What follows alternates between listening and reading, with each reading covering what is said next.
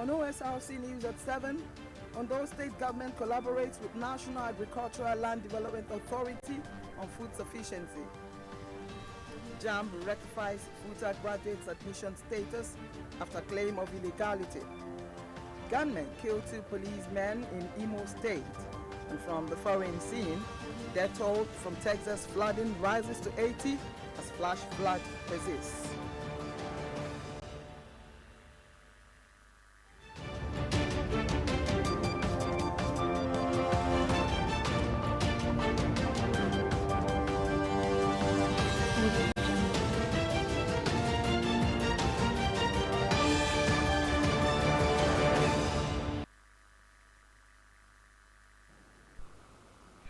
Hello and welcome. This is Osrc News at 7. My name is Adebimpe Akindele. The present administration in Ondo State will not relent in efforts at promoting agriculture development and food sufficiency towards arresting hunger among the people. Governor Lucky Aiyedatiwa, who played host to the state leadership of National Land Agricultural Development Authority, acknowledged the challenges of land clearing, preparation and allocation. Aiyedatiwa reassured her of his commitment to collaborating with the authority to boost food sufficiency in the state. Government House correspondent Wahab Bankole completes the story. Seated here at the governor's office in Akure are members of the National Agricultural Land Development Authority, led by state coordinator Olushola Anyodokun. The visitors, while meeting minds with Governor Lucky Aiyedatiwa in company of some members of the State Executive Council, restated their desires to improve food production to arrest hunger across the state and the nation. Anyodokun, who commended the governor for prioritizing efforts that enhance food sufficiency, said the authority is determined to promote agricultural opportunities, including land clearing, development, commercial farming, integrated farm estates, agric training and capacity building, infrastructure and irrigation support, as well as youth and women agribusiness empowerment. What we do is to clear the communities and make them farmers to feed the nation so that there will be no food insecurity. Like we are clamoring now, everybody is afraid that by the year 2027, are we going to get a grain of rice or maize produced in Nigeria? And we told them yes. Especially in Ondo State, our land is very fertile, and whenever we plant, grows and bear fruits. The assurance is that even when there is war, people eat more when there is peace. Unfortunately, we are at peace. We are at peace with our God, and things will fall in place for us in Jesus' name. He sought government support for the authority in the areas of mobility, accommodation, and other logistics that aid the activities. Governor Lucky Aiyedatiwa, who acknowledged the challenges of land clearing, preparation, and allocation towards arresting hunger, reassured of his determination to collaborate with the authority to boost food sufficiency in the state. Key among those activities as mentioned or written here, land clearing, preparation, and allocation, which is the first thing that we have to do when we want to do farm. We have to have a land that is coordinated, that has coordinates. Then the clearing of such land, preparing it, before you can begin to plant. And once this can be done, then our youth will definitely embrace farming. They know that the first obstacle has been removed. So in this area, we are ready to work together with you, and you also talk about integrated farm estate, which has to do with farm settlement. We have some of them already in those states. We just need to work together and see how we can put them together and in clusters and see what they can also produce. I think farming business in those states will grow. And when that happens, definitely we'll have enough food for our people, and farming business will become more lucrative, that even the younger ones begin to embrace them. Aiyedatiwa noted the key roles of the body towards boosting livestock farming, including rearing of rabbits and goats, saying his administration is committed to agriculture development at all levels. The leadership we have currently in Nigeria, he speaks infrastructure, he dreams of infrastructure, and also agric and agribusiness is one sector he has given so much, he has paid so much attention to. Reason why he also created Ministry of Livestock. He promised to assist the authority in overcoming some of the challenges facing the body, including mobility. Wahab Bankole, Osrc News. Positive feedbacks have begun to greet the recent repair and installation of traffic lights around cathedral axis of Akure, the Ondo State capital. The initiative residents say will improve safety on the roads and reduce traffic congestion. Joy Pius reports that despite the excitement that have greeted the repair, there are still pockets of concerns with maintenance and sustainability of the project. Traffic lights plays a vital role in keeping roads safe and ensure organized vehicular movement. They manage the flow of vehicles, guide drivers and pedestrians, as well as cyclists to ensure that everyone knows when to stop or proceed with caution. For a city where traffic congestion was once a way of life, residents of Akure, the Ondo State capital, have witnessed a remarkable turnaround.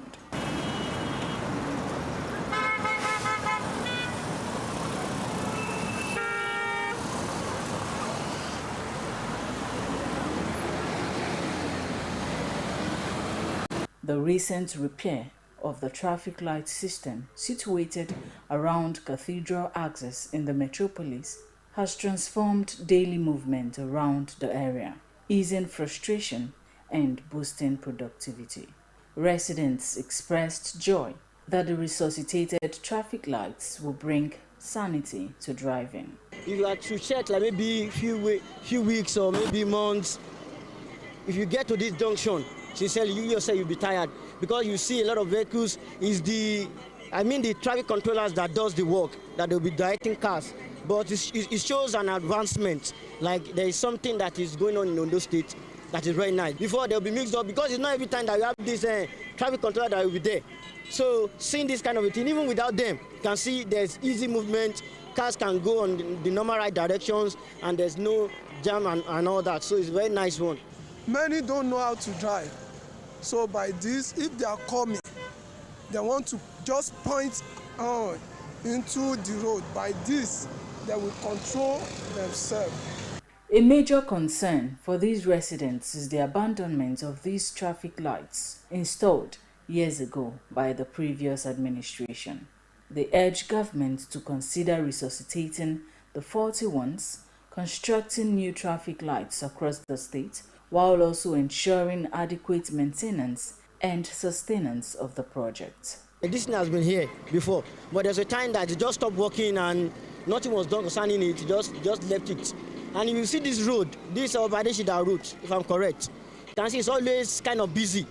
So I will really implore the government to work on it, on those ones that has been damaged for a long time, so they can fix it as well. Because most of the time it's because of all these things that do cause hold up and traffic and all that. So if they can go to all other locations that stop working and they can fix it, even people will really love to follow this route. Most of the time, someone like me, if I don't always like following this route. I like following that route, the one that leads to Ondo Road, because of the traffic that's always happening here. But if they can also go beyond this particular section and go to other places that stop working and also work on it, it will be so nice. They should be checking it.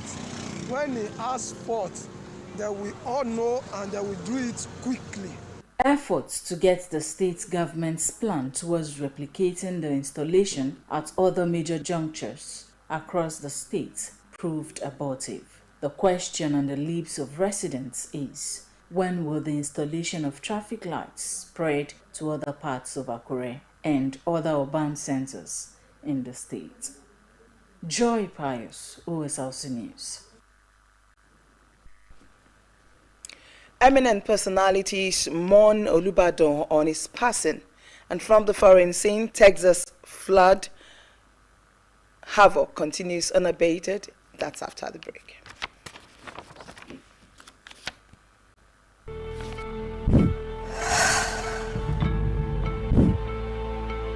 The best thing we are doing now is putting Osrc on the front burner of our needs. We have a successful inclusiveness and know that it's necessary for our people to get educated and invest in their own life. We will build a fair society. We will launch a bold new initiative to empower 400,000 young Nigerians, including youth corpers, with consumer credit. The dream is realizable. The way we are going, we have a road that we have outlived all of us.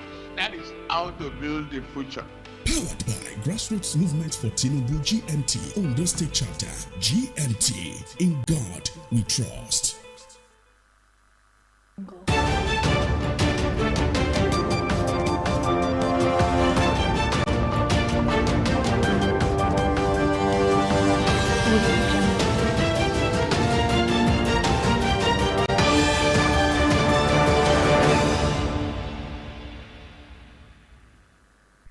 Thank you for rejoining us. Visit the station's website, TV. You can watch us live on our website, www.osrc.ng, or follow us on Facebook at OSRC TV, and on YouTube, you can subscribe to our channel, OSRC TV, Ondo.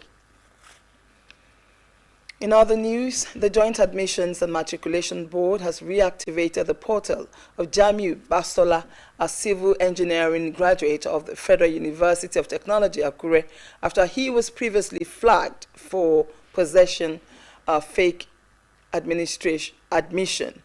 Bastola, who graduated in 2024 with cumulative grade point average of 4.41, said he sat for the Unified Tertiary Matriculation exam in 2017 and was admitted into FUTA in 2018. However, an issue surfaced during his final clearance when the school's Student Affairs Division informed him that his mobilization for the National Youth Service Corps had been rejected. Bastola said after several failed attempts to access the JAM portal, he wrote letters to various officials at FUTA, including Vice Chancellor and the Chairman of the Admissions Committee, urging them to intervene.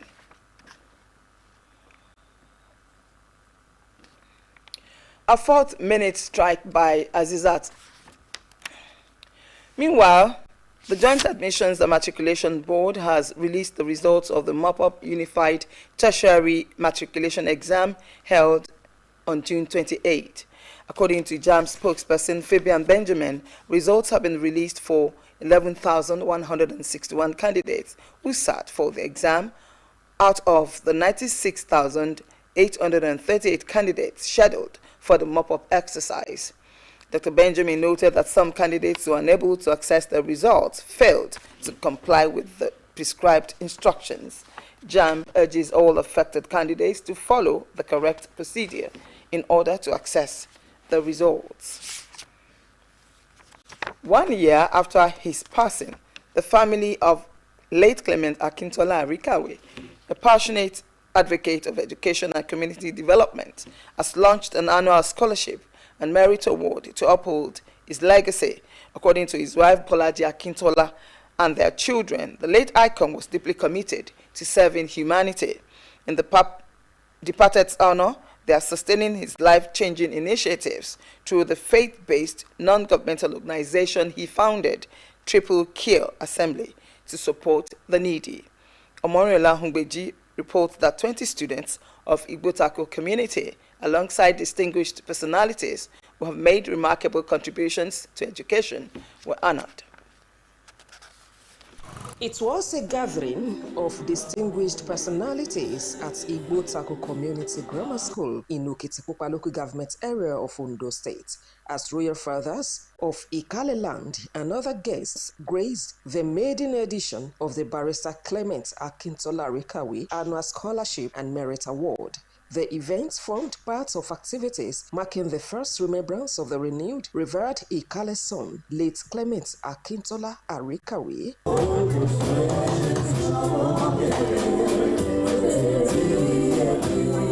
Presentations and activities at the event emphasized the value of education and its critical role in shaping the nation's future. His wife, Bolaji Akintola, and children described him a lover of education, a builder of the future, and a philanthropist who found joy in giving back to society. Their decision to return home and support education is rooted in a shared desire to preserve their father's enduring vision. It's not only celebrities, footballers, and Big Brother Naija people that should be celebrated. All these are our children that are struggling day in, day out, and we know that they're going to be the future of tomorrow. They should all be celebrated and made to feel well. This community raised him, this community built him up, and as he left and he went into the world and became successful, he thought of this community. So much so that he effectively left a mandate for his children to give back to this community and create that generational cycle of empowering young people to become great value add to society.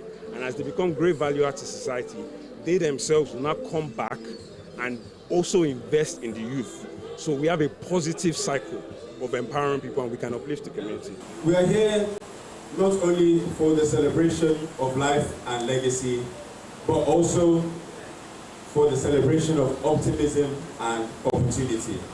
Guest speakers including Dr. Kevin Meyenyi, Dr. Idowu Ashogbo, Dr. Wuraola Akonde, and the chairman of Okitipupa local government, Andrew Ogunshake, spoke extensively on the importance of community development. Chairman on the occasion, Duro Adeboye, Principal, Igbo Tako Community Grammar School, Kayode Ogunboye, and other notable figures praised the vision of late Akintola Arikawi and pledged their support to sustain his legacy.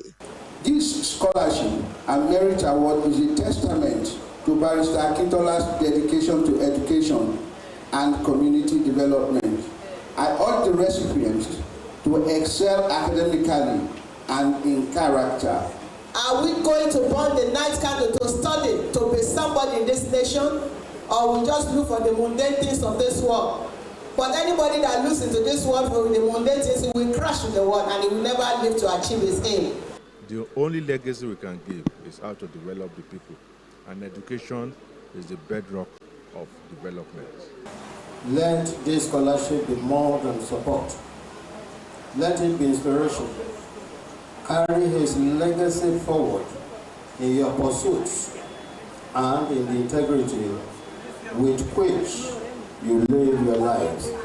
Out of 63 students who participated in the scholarship examination, 10 SS3 students received 100,000 naira each for school levies, learning materials, and WAEC fees. In addition, 10 SS2 students received 50,000 naira each, while all participants were given educational items such as school bags, writing materials, and other supplies to encourage academic pursuits. Former teachers and administrative staff who have contributed significantly to educational development in the area were also honored with meritorious awards by Triple Q Assembly.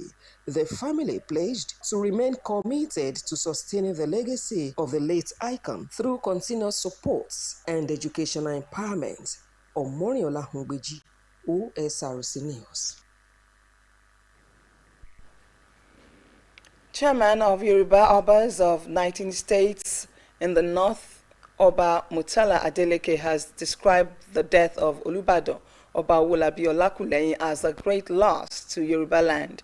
Adeleke, who is the Oba Yoruba in Funtua, Katsina State, in a condolence message, said his passing at this time is a significant loss to traditional institution. He said within the short time of his reign, the departed monarch served his people with remarkable grace, maturity, and profound sense of responsibility, noting that he established himself as a man of peace and elder whose wisdom is cherished. Obadeleke extended heartfelt condolences to the royal family, people of Ibadan land, Olubadan in council, Oyo State Council, Obas, and chiefs, as well as the governor, Seyi Makinde.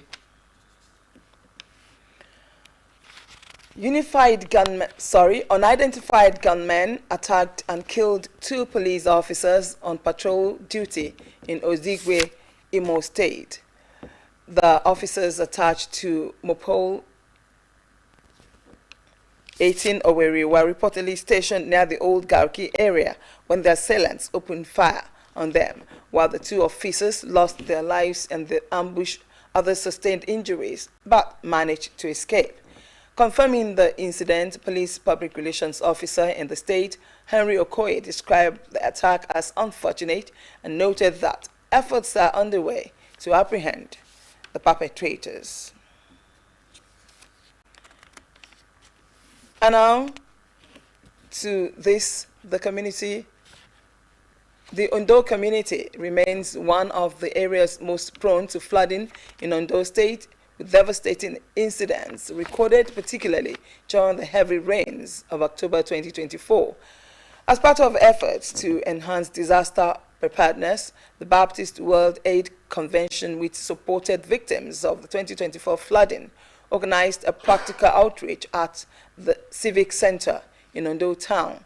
The aim was to educate residents on how to prepare for and recover from future flooding disasters. Our correspondent, Abidemi Akintoye, has details.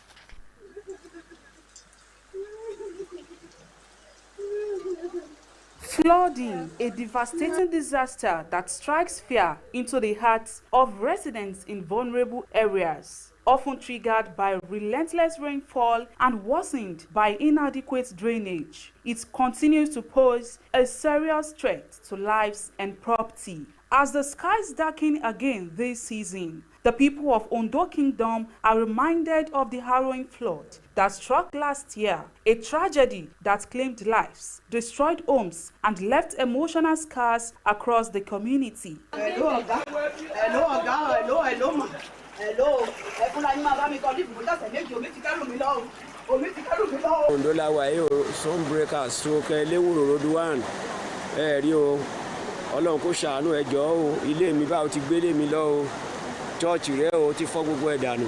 Survivors of last year's disaster were present at the event, expressing gratitude to Baptist World Aid Convention for its continued support and compassion. So I lost many things, my children's books, clothes, everything, my refrigerator, everything, generator, everything was damaged. They gave me clothes, books, bags for my children. It was just a very bitter experience. There's nothing we are able to take out. Everything was covered with the water. My weakness, my own eyes. My property has been taken away by the water. So now, the rainfall this morning now, about 1 a.m. in the morning, my wife had to wake up.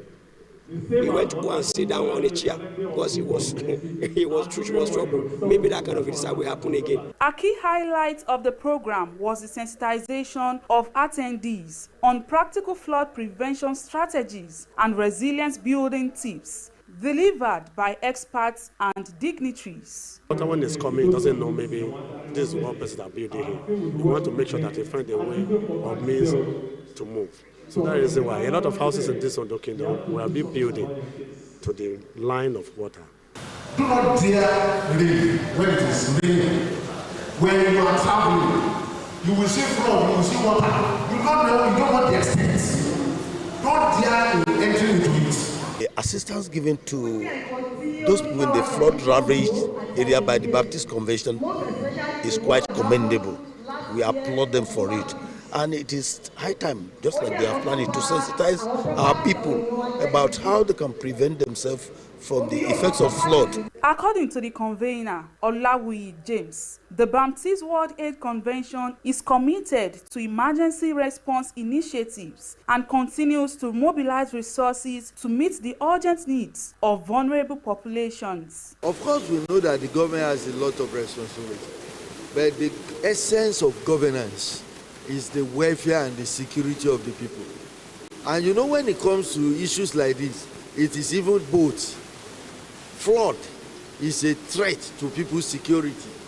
So government should take it serious. Also speaking, Chairman of Ondo East Local Government, Joshua Ogunduilemi, reaffirmed his administration's commitment to tackling the root causes of flooding and improving community well-being at the grassroots level. So we are trying to make sure that people stop dumping refuse inside the drainage and again start building building houses on the waterways. As soon as we build the house in the waterway, water will find its way and definitely it will lead to flood. So we have been doing that and we will continue to be doing that. The memories of the devastating flood that occurred last year October are indeed still fresh in the minds of residents of Ondo community.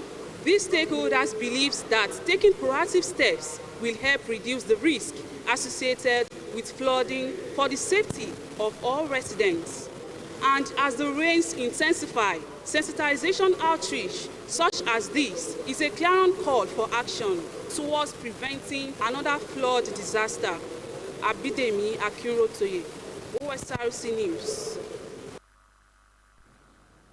Not leaving flooding, but outside the shores of Nigeria, officials in Texas have confirmed that more than 28 children died when severe flash floods hit the U.S. state.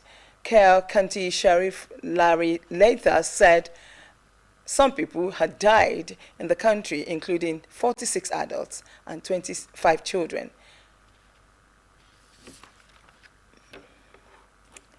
And now to sports. A fourth-minute strike by Azizat Oshola has steered the Super Falcons to a comfortable 3-0 victory over their Tunisian counterpart as the 9-time champions got their challenge for a 10th continental title smoothly off the ground in Morocco. Risola Babajide floated the ball from a free kick, and as Oshola met the ball with a header to force the ball past goalkeeper Suleiman Jabrine. 2 minutes into added time of the first period, Babajide packed another power into her shot as she blasted past Jabrini for Nigeria's second goal. Esther Koronko jumped for joy when her knockdown from Plumpton's cross found fellow substitute Chinwendu Ihezuo in the right place to slot the ball past Jabrani for Nigeria's third. Victory handed the Super Falcons 3 precious points and leadership of Group B as Algeria beat Botswana 1-0 in the group's second game. Babajide to celebrate.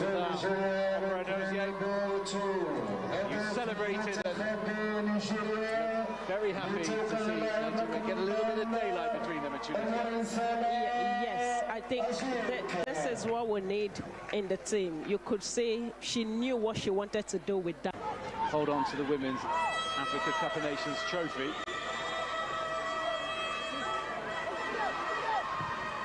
Lunche into the middle, Okoronkwo up, and here this must be 3, and it is swept home.